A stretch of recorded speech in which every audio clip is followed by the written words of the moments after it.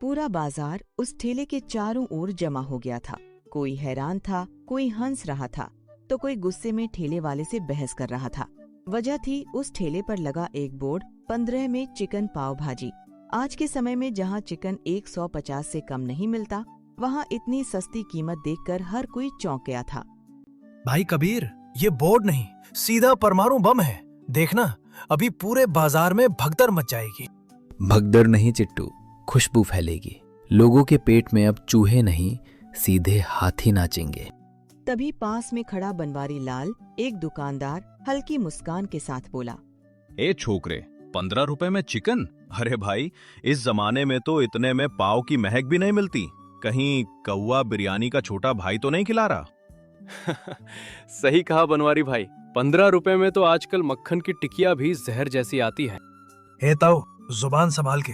हमारा चिकन असली है, कौवा आपके घर की मुंडेर पर होगा। यह तो प्योर क्वालिटी है। बड़े भैया, शक करना आपका हक है, लेकिन कौवा आसमान में उड़ता है और मेरा चिकन जुबान पर तैरता है। एक बार चख लो, स्वाद ना आए तो पैसे मत देना, और सजा के तौर पर मेरा ये ठेला यहीं जब्त कर लेना। बड़ी बड़ी बातें। चल लगा एक प्लेट, आज देखते हैं 15 रुपए में कौन सा अजूबा खिलाता है तू। तभी भीड़ को हटाता हुआ अपनी चौड़ी छाती के साथ जग्गू पहलवान वहाँ आ गया। ओए लड़के, बहुत नाम सुना है तेरे 15 रुपए के अजूबे का। लगा एक प्लेट, देखूं तो सही इसमें स्वाद है या सिर्फ अफवाह।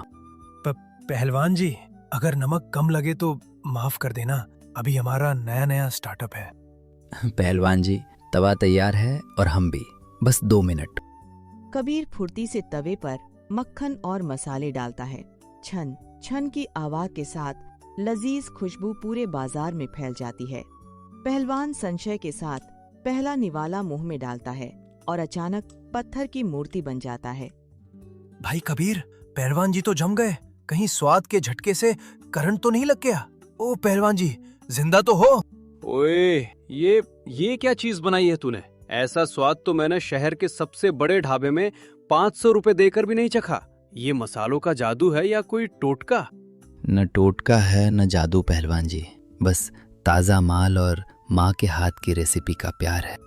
ओए बाजार वालों, अगर आज ये भाजी नहीं खाई तो समझो कुछ नहीं खाया। कबीर, 2 प्लेट और पैक कर, घर भी ले जाऊंगा। पहलवान की बात सुनते ही भीड़ कबीर के ठेले पर टूट पड़ती है। दूसरी तरफ गजानंद का 56 भोग रेस्टोरेंट बिल्कुल सुनसान पड़ा था और गजानंद गद्दी पर बैठे बैठे यही सोच रहा था कि आखिर ग्राहक गए कहाँ। ओए लल्लू, मेरे वेटर बाहर मुंडेर पर चढ़कर तालियां क्यों बजा रहे हैं? और ये ग्राहक कहाँ मर गए? लंच का टाइम है और यहाँ सन्नाटा क्यों है? मालिक, ग्राहक तो छोड़िए, बाजार का कुत्ता शेरू भी अब हमारे यहाँ नहीं आ रहा। सब उस 15 रुपए वाले लड़के के ठेले पर लाइन लगा के खड़े हैं। क्या 15 रुपए? इस बाजार में मेरी मटन हांडी 400 की है और वो कल का छोकरा खैरात बांट रहा है। राजू, जरा अपनी जासूसी वाली दूरबीन निकाल, देखो तो सही वो लड़का है कौन। मालिक, लोग कह रहे हैं उसके पास कोई गुप्त मसाला है जिसे डालते ही सूखी रोटी भी मलाई जैसी लगने लगती है, और खुशबू ऐसी है कि यहाँ बैठे बैठे मेरा मन भी उस ठेले की तरफ भाग रहा है। हरामखोर, नमक मेरा खाता है और गुण उस 15 रुपए वाले के गा रहा है। जा, भेस बदल कर जा और पता लगा कि उसकी हांडी में कौन सा घपला है। अगर वो लड़का यहाँ से नहीं हटा तो मेरा 56 भोग सिर्फ 56 मक्खियों का घर बन जाएगा। और देखते ही देखते अगले ही पल कहानी ने एक दिलचस्प मोड़ लिया। लल्लू नकली दाढ़ी और भेष बदलकर चुपके से कबीर के ठेले पर जा पहुंचा। नारायण नारायण, बच्चा, सुना है तेरे इस छोटे से बर्तन में स्वर्ग का स्वाद छुपा है। जरा हमें भी थोड़ा प्रसाद चखा दे। और हाँ, ये मुर्गा लाता कहाँ से है तू? कबीर एक नजर में ही लल्लू को पहचान लेता है और मुस्कुराते हुए उससे बात करता है। बाबा जी, मुर्गा ऊपर वाला देता है और मैं बस तवा गरम करता हूँ। वैसे बाबा जी, आपकी दाढ़ी बाएं तरफ से उखड़ रही है, जरा संभाल के, कहीं भाजी में गिरकर दाढ़ी फ्राई न हो जाए। ओह, ये तो बस भक्ति की शक्ति से मेरे रोंगटे खड़े हो गए हैं। जल्दी मुझे एक प्लेट दो। कबीर उसे एक प्लेट देता है। लल्लू पहला निवाला अपने मुंह में डालता है और जासूसी करने का अपना मिशन पूरी तरह भूलकर खुशी से झूमने लगता है। ओ माय, ये तो कमाल है। कबीर, मेरे लड़के, तुम तो साक्षात अन्नपूर्णा हो। सेठ के 56 भोग, 56 व्यंजनों का भोज में भी ऐसा स्वाद नहीं होता। मुझे एक और प्लेट दो। ये तो परम आनंद है। बाबा जी, आप यहाँ हमें परखने आए थे, अब लाइन में क्यों लग गए? चुप रहो बच्चे, समझदारी की बातें बाद में होंगी, पहले दूसरी प्लेट। नारायण नारायण। रात के 2 बजे जब पूरा बाजार गहरी नींद में था, तभी गजानंद और लल्लू चुपके से कबीर के ठेले की तरफ बढ़े। आज इस ठेले को नाले में फेंक देंगे। कल जब कबीर आएगा तो यहाँ सिर्फ धूल मिलेगी। चल लल्लू, धक्का लगा। मालिक रुकिए, ये ठेला मुझे घूर रहा है। इसकी आंखों में अजीब सी चमक है। बेवकूफ, पेले की आंखें नहीं होती, हाथ लगा जल्दी। जैसे ही वे ठेले को छूते हैं, नीचे छिपे रिकॉर्डर से एक भारी आवाज गूंजती है। गजानन जी, इतनी रात को कसरत, नींद नहीं आ रही क्या? भूत भूत, जिन्न आ गया ठेले में, भागो लल्लू। यह आवाज सुनते ही दोनों बुरी तरह घबरा गए और डर के मारे वहां से भाग खड़े हुए। तभी अंधेरे में से कबीर और चिट्टू मुस्कुराते हुए बाहर आते हैं। भाई, आपकी रिकॉर्डिंग ने तो कमाल कर दिया। सेठ जी तो ओलंपिक की रफ्तार से भागे और सीधे कीचड़ में लैंड हुए। जो दूसरों के लिए गड्ढा खोदते हैं चिट्टू, वो अक्सर खुद उसमें गिरते हैं। चलो, इन्हें कीचड़ का मजा लेने दो।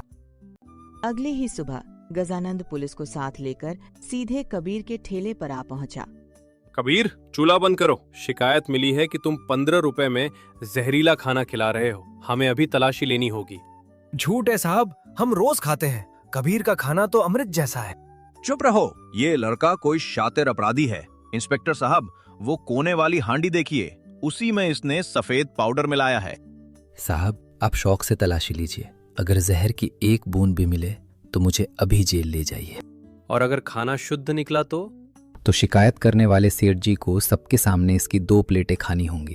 क्या गजानन जी तैयार है? मैं क्यों खाऊं? मैं तो बस समाज सेवा कर रहा हूं। क्यों सेठ जी, अपनी ही शिकायत पर भरोसा नहीं? सिपाही, चमचा लाओ। तभी इंस्पेक्टर एक निवाला छककर सबकी तरफ देखते हैं और बोलना शुरू करते हैं। साहब, चख लिया? अब इसे हथकड़ी लगाइए, इसमें पक्का जहर है। वाह कबीर, ऐसा स्वाद तो बड़े बड़े होटलों में नहीं मिलता। चिकन एकदम मक्खन और मसाले लाजवाब। क्या साहब, जहर ढूंढिए, तारीफ मत कीजिए। जहर तेरे दिमाग में है गजानंद। झूठी शिकायत देकर पुलिस का वक्त बर्बाद करता है। कबीर का खाना 100% शुद्ध है। साहब, हमारी शर्त याद है? अब सेठ जी को सबके सामने 2 प्लेटें खानी होंगी।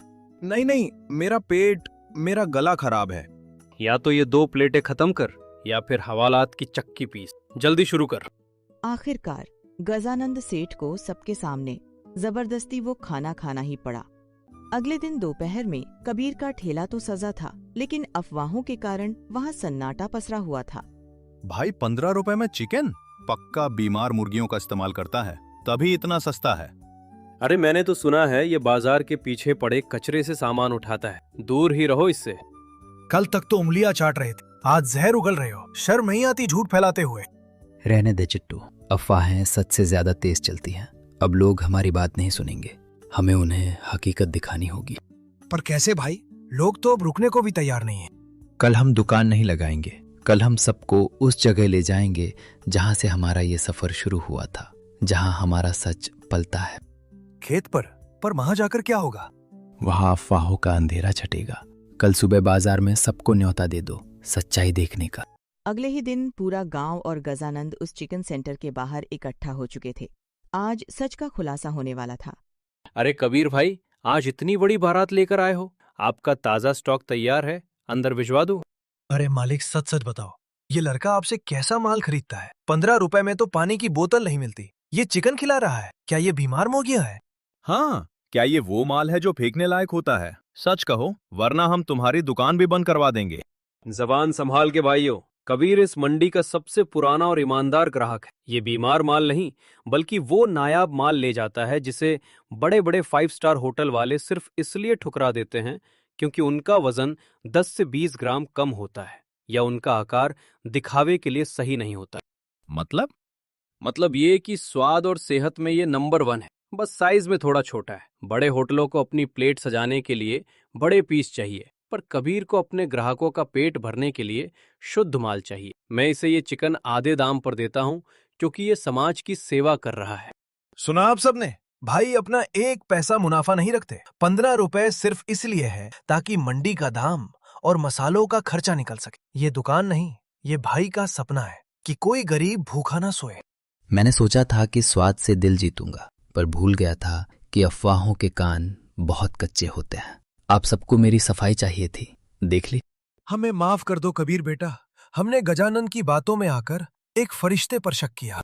शिकायत आपसे नहीं है चाचा, शिकायत उस सोच से है जो कहती है कि सस्ता है तो खराब ही होगा। सच्चाई अक्सर चमकती नहीं है, बस महसूस की जाती है। गजानंद धीरे से वहां से खिसकने की कोशिश करता है, पर मंडी मालिक उसे रोक लेता है। कहाँ चले सेठ जी? आपकी दुकान का सड़ा हुआ स्टॉक अभी भी पीछे पड़ा है, वो कब उठाओगे?